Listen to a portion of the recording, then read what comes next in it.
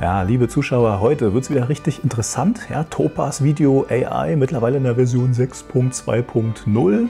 Und zwei Sachen schaue ich mir heute für euch an. Einmal Starlight Project, ja, das ist so eine Art neues Preset für Topaz, wo aber eure Dateien hochgeladen werden ins Internet und da gerendert, ja, weil der Rechner ist wahrscheinlich zu langsam dafür. Und das schauen wir uns an mit altem Super 8 Material. Ja, da habe ich so 10 Sekunden mal hochgeladen. Und mal schauen, was Topaz daraus macht. Ja, ich zeige euch mal hier, blende ich euch mal das alte Material ein. Da seht ihr, wie es ausschaut. Also das wird auf jeden Fall sehr interessant. Und danach erzähle ich euch noch was über meine neueste Topaz-Restauration. Und zwar durfte ich 2 Tatorte bearbeiten, damit man sie wieder senden kann. Und da erzähle ich euch so grob, was ich da gemacht habe. Nicht im Detail, aber so ein bisschen erzähle ich euch davon. Das ist eigentlich auch ganz spannend. Also viel Spaß. So, liebe Zuschauer, also kommen wir zuerst hier zu Starlight Project. Ja, das ist ein neues Preset. So, hier sehen wir die Topaz-Oberfläche und da ist auch schon das bearbeitete Preset drin. Es ist so, dieses neue Preset funktioniert so. Ja, ihr habt Material, was wirklich eine schlechte Auflösung hat, Scratches, Damage, es kann auch Videoprobleme haben, es kann auch Video 8 oder so sein und auch da Kantenanhebungen, schlechter Kontrast, fehlende Details. Und dieses Preset Starlight Project funktioniert ungefähr so, dass ihr schickt das eben hoch. Und dieses Preset ist so eine Mischung aus, ich weiß nicht, ihr kennt bestimmt jede Menge KI-Filme von Instagram oder hier dieses berühmte DDR-Mondbasis, das kennt ihr bestimmt auch. Ja, da werden Sachen vorgegeben und eine Video-KI kreiert dann anhand von so ein paar Gesichtern, die gespeichert worden sind, Haare, kreiert dann so eine Art neue Wirklichkeit aus so ein paar Stichpunkten. Und nun weiß ich nicht genau, wie der Macher von DDR-Mondbasis ist. Ich glaube, er muss auch manuell hier und da noch eingreifen, vielleicht auch noch was tracken und zusammenbauen. Das kann sein, das weiß ich nicht genau, wie es im Detail funktioniert. Aber ungefähr so, das sieht schon sehr realistisch aus, diese Art der KI-Videos. Und hier ist es so, Topaz benutzt dieses alte, scratchy oder verrauschte Bild als Basis und macht auch so eine Art neues KI-Video draus. Ja, es kann auch sein, dass es eben so ein bisschen verschoben ist. Die Details sind auch ein bisschen anders, als wenn man hier diese normalen Iris oder Proteus Presets anwählt. Aber im Grunde ist es dann plötzlich flüssiger, schöner, schärfer als das vorige Original. Und das ist eigentlich echt ganz spannend. Und jetzt zeige ich euch mal, was ich daraus gemacht habe, beziehungsweise dieses Starlight Project. Ja, also ich zeige euch nochmal das alte Material. So, jetzt seht ihr das alte Super 8 Material, so sieht das aus. Ja, es gibt richtig Schlieren, hier und da so ein paar Dreckflecken, Fussel. Ja, die Gesichter sind definitiv nicht scharf, aber man kann es ungefähr ahnen, dass er hier, glaube ich, einen Schnäuzer hat, der im Rosa. Ja, also nicht schön. Wir gucken noch mal so ein bisschen. Das Motorrad, ist ja auch nicht so richtig scharf. Da vorne ist so eine Art Schrift. So, und jetzt schauen wir mal, was Starlight Project macht. Also theoretisch sind alle Fussel raus und so weiter. Ich gehe mal vor. So, viel Spaß.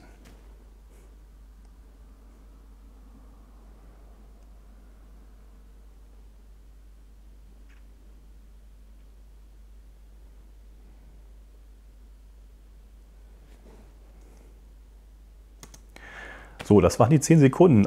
Das ist schon ziemlich cool. Ja.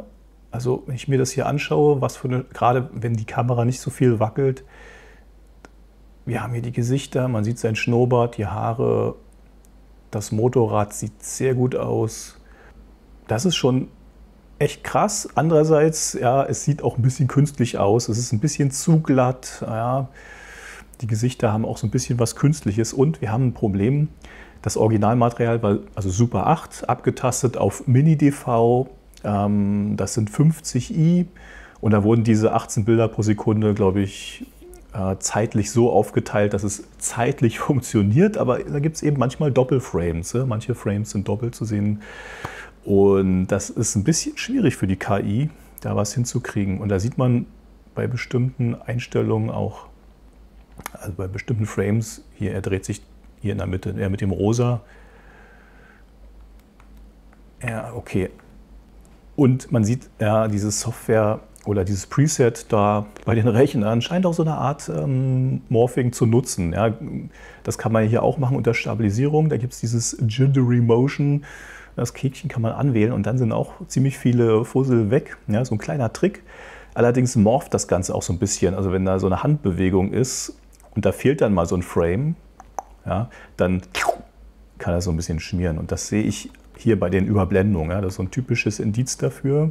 Ich gehe jetzt mal vorwärts. 1, 2, 3, 4, 5. Aber gut, könnte man ja rausschneiden, beziehungsweise wenn man dann diese Sequenz bearbeitet mit Topaz, müsst ihr In-Out setzen.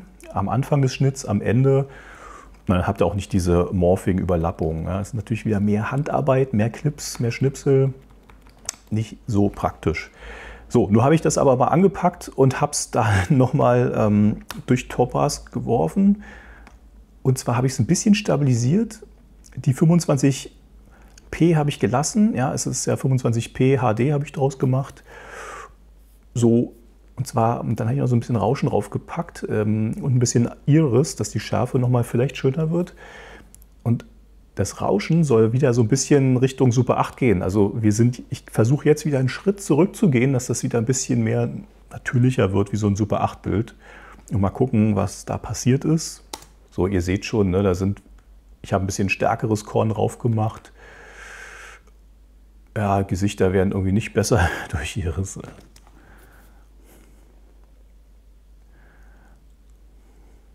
Ja, funktioniert am Anfang nicht so. Hier geht es vielleicht wieder, ja, wir haben so ein bisschen so ein Rauschen. Aber naja, ist mir nicht so geglückt, finde ich. Und dann habe ich nochmal, ja, was ist denn, wenn wir so einen Hyperrealismus da reinkriegen? Das heißt, ich habe Starlight Project, du kannst da nichts einstellen weiter. Aber also im Sinne von stabilisieren oder Zwischenbilder reinrechnen geht da nicht. Aber ich habe den erhaltenen Project Starlight Clip nochmal genommen und da jetzt nochmal draus aus 25 50 Bilder gemacht und ein bisschen stärker stabilisiert. Und dann sieht das Ganze so aus.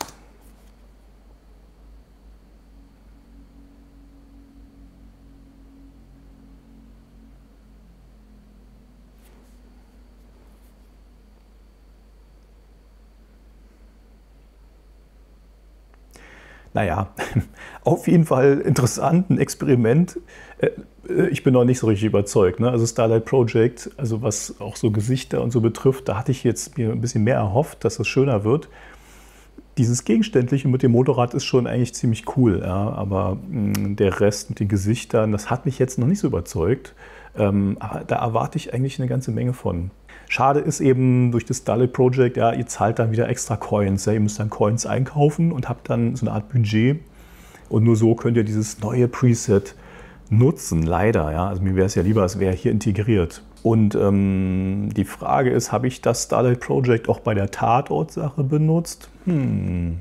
So, und bevor wir zum Tatort kommen, liebe Leute, denkt dran, ja, wenn ihr Topaz verlängert, dann könnt ihr einfach meinen Link unten nutzen und mir kommt das so ein bisschen zugute, oder wenn ihr diese Software kaufen wollt. Aber ich denke, die meisten von euch haben diese Software, ja, die dieses Video hier gerade gucken. Aber wer es verlängern möchte oder kaufen möchte, Link nutzen, und das hilft mir. Für euch leider blöd, es gibt gerade überhaupt keine Rabatte oder so bei Topaz. Naja.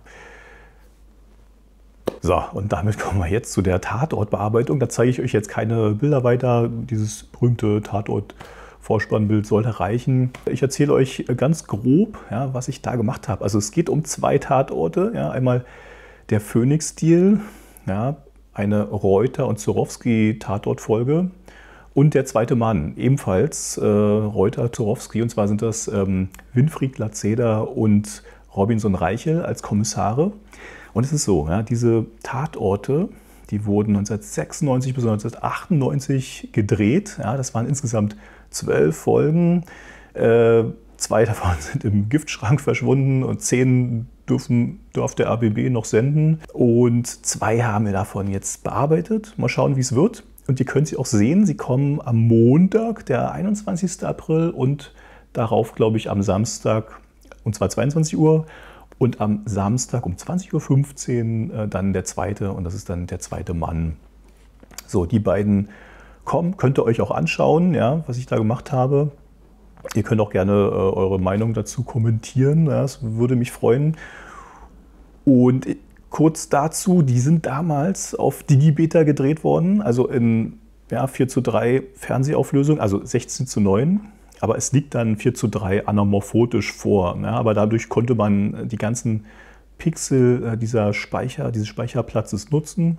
Und in der Übertragung damals PAL Plus oder so, ging es dann, ja, hatte man eigentlich ganz gute scharfe Darstellung so von 16:9. Und dann lag das Ganze damals in 50i vor und in 50i hat man es auch aufgenommen. Das heißt 50 Bilder pro Sekunde, auch wenn es Halbbilder sind, ja, ihr wisst. Und das Problem ist immer so ein bisschen bei Szenischem, man mag das nicht, ja, mit diesen 50 Bildern. Ja. Das mag vielleicht bei der Lindstraße funktioniert haben, weil man sich darauf eingeschossen hat als Zuschauer. Es gab auch BBC-Serien oder denken wir hier an Mr. Bean, so Sketch-Formate, da gab es mal Film, mal Video und die Zuschauer akzeptieren das auch in diesen Formaten, aber beim Tatort, ja, der Woche für Woche auf Film kommt und filmisch daherkommt mit 25 Bildern und dann plötzlich 50, ja, das mochte man damals nicht, deswegen gab es auch so eine riesige Videokritik, Videolook, Heimkinolook, furchtbar. Dabei muss ich sagen, eigentlich, die Bilder sind gar nicht schlecht, sie sind von der Schärfe okay für damalige Verhältnisse, sehr gut geleuchtet, Profis haben da Licht gemacht, also da kann man eigentlich gar nicht meckern, nur es sind eben diese 50i, mag man eben nicht. Und das haben wir jetzt verändert, ja, ich habe daraus 25 Bilder gemacht, sodass es filmisch aussieht in den Schwenks, in den Bewegungen. Es rattert so ein bisschen, ja, aber das mögen die Leute anscheinend beim Szenischen. Und so haben wir das jetzt hin verändert und dann habe ich eben noch so eine Prise Schärfe reingemacht, aber ganz vorsichtig, so dass es eben gut aussieht, so möglichst nah, so dass es filmisch aussieht. Ja, man soll das Gefühl haben, dass ihr die Folgen guckt, als wenn sie auf Film aufgenommen worden wären. Ja, also eine spannende Sache. Und vorab kann ich sagen, ja, ich bin mit meiner Arbeit so zu 70-80% zufrieden. Also es kann besser werden, es wird auch besser. Durch Topaz wird sich wahrscheinlich auch geupdatet. Und ich denke, da wird es auch nochmal Verbesserungen geben bei so bestimmten Details. So, und was habe ich gemacht? Den Phoenix-Stil habe ich zuerst angepackt, ja. Und da hatte ich Proteus benutzt mit so verschiedenen Preset-Einstellungen. Da habe ich ein Preset gefunden, den Film durchgejagt und dann angeguckt. Und dann gab es so 4, 5 Stellen, wo ich noch was verändert habe. Das war, glaube ich, so ein paar Nachtszenen. Also so eher Kleinigkeiten habe ich da verändert. Aber das Preset Proteus hat da in dem Fall gut funktioniert. Es ist nicht so richtig viel schärfer geworden, aber so ein bisschen. So, und kurz inhaltlich zu der Phoenix-Stil, ja, erwartet jetzt nicht zu viel, wenn ihr da reinschaut. Es ist jetzt kein Blockbuster, sage ich immer. Aber es ist ganz interessant. Ja. Ich finde, es hat so eine Blade Runner-Atmosphäre, ja, so ein bisschen mit diesen Keyboard-Klängen, dieses dunkle Berlin, 90er Jahre Berlin. Es ist eigentlich nicht uninteressant. Sehr schön gefilmt, finde ich. Eine sehr bewegte Kamera von Arthur Aweiler. Könnt ihr euch auch wirklich anschauen unter Kameraaspekt, finde ich gut. Und ja, Story, Spiel, dazu kann ich gar nicht so viel sagen, aber es ist irgendwie schon interessant, weil ich auch immer technisch zu viel gucke, ja, deswegen will ich dazu gar nicht so viel sagen, aber ich finde, der Phoenix-Stil hat was, ja, also schaut da mal rein. So, und jetzt kommen wir zu der zweite Mann und da war es so, den habe ich vor kurzem gemacht und nun kam das Preset Iris dazu, ja, und diesmal habe ich 2 Presets gerendert für den ganzen Film. Einmal hatte ich eine Spur Proteus als Sicherheit und darüber habe ich Iris gesetzt. Und Iris ist tatsächlich so ein bisschen schärfer, schöner, macht vielleicht so ein paar hier und da so ein paar Hautunreinheiten rein, aber dadurch sieht es nicht ganz so glatt aus, ein bisschen natürlicher. Und übrigens bei beiden Folgen habe ich auch so ein bisschen Korn wieder rübergesetzt, sodass es so ein bisschen filmisch daherkommt. Ja, dass sozusagen dieser glatte Videolook so ein bisschen weggedrückt wird. Ja, das ist tatsächlich so und funktioniert. So, und bei der zweite Mann musste ich tatsächlich intensiver durchgehen, da Iris manchmal Sachen plötzlich scharf macht. Ja, also irgendwas verschwindet eigentlich im Unscharfen, aber dann sind da plötzlich, was weiß ich, die Laterne seht ihr nicht, aber irgendwas im Hintergrund wird plötzlich scharf. Und dann muss ich diese Bereiche maskieren. In Premiere mache ich das dann, Adobe Premiere. Und diese Bereiche mache ich dann so ein bisschen unscharf, sodass es nicht mehr auffällt. Ja, also das habe ich tatsächlich relativ viel machen müssen bei Der zweite Mann.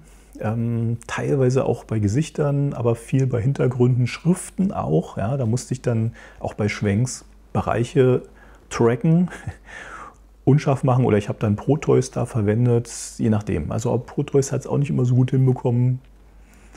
Und wenn zu viel Hautunreinheiten zu sehen waren bei Iris, dann habe ich tatsächlich Proteus ein bisschen mehr Spiel gegeben und Iris ein bisschen in der Transparenz ein bisschen runtergesetzt, ja, sodass ihr mehr Proteus dann plötzlich seht bei ganz wenigen Momenten, so Nahaufnahmen meistens. Ja. Tja, und da habe ich Starlight Project benutzt bei diesen Tatorten. Nein, habe ich tatsächlich nicht benutzt, kam zu spät. Als das kam, war die Arbeit abgeschlossen und ich muss gestehen, es gibt einen Moment, wo ich es verwenden würde, und zwar ist das bei der Titelschrift. Ja, dann habe ich es auch mal ausprobiert. Das funktioniert da tatsächlich am besten mit Starlight Project. Also die Schriften wurden sehr gut geglättet und im Prinzip hätte ich jetzt nochmal nur bei den Schriften Starlight Project gemacht, also Vorspann, Regie, Titel. Ich meine jetzt nicht den Tatort-Vorspann. Und dann hätte man wahrscheinlich die Schrift auch maskiert und dahinter Iris oder so benutzt, irgendwie so ein bisschen Bastelarbeit. Aber das mit den Schriften hat er noch besser hinbekommen als Iris oder Proteus. Ja, von daher. Und noch eine Sache, bei Der zweite Mann, vielleicht fällt euch das auf, die dunklen Szenen. Achso, Der zweite Mann ist auch stark verrauscht, ja, im Original.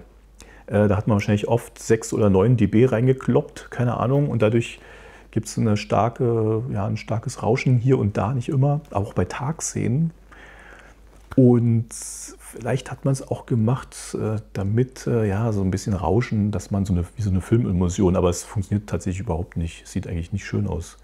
Und Topaz drückt das wieder zurück, aber es kann so ein Wabern entstehen. Und gerade bei dunklen Szenen musste ich dann teilweise, weil das dann zu sehr waberte, also das Rauschen ist weg, aber es ist so ein Wabern da. Und die Sequenzen, wo es gewabert hat, da habe ich dann mit Jittery Motion gerendert. Ja, ihr wisst, wo es morphen kann. Und dann ist das Rauschen sehr glatt. Ja, ich habe ein kleines Rauschen auch wieder rübergelegt. Vielleicht beim nächsten Mal ein bisschen mehr, mal gucken. Und dann ist dieses Wabern weg und dieses kleine Rauschen. Das ist echt ein ganz guter Trick. Aber wenn jetzt Bewegungen sind, ja, dann gibt es wieder diese merkwürdigen Morphing-Effekte. Und die musste ich dann teilweise auch maskieren. Also immer wenn eine Bewegung anfing, musste ich dann diese Bereiche Frame für Frame maskieren. Und ihr seht dann das, was Iris oder Proteus da gemacht hat. Das ist okay. In dem Moment, weil das eine Bewegung, wenn dann was mehr rauscht oder wabert, das merkt man nicht. Und sobald die Bewegung der Hand weg ist, ist ja auch schon wieder die Maske hochgewandert. Also so viel dazu, so viele Details. Liebe Zuschauer, ja, vielen Dank fürs Zuschauen. Ja, denkt daran, wenn ihr Topaz Video euch kauft, ja, dann gerne den Link unter dem Video nutzen. Ja, das hilft mir und meinem Kanal. Vielen Dank fürs Zuschauen, ja, und bis zum nächsten Video hier bei Camera Check Channel.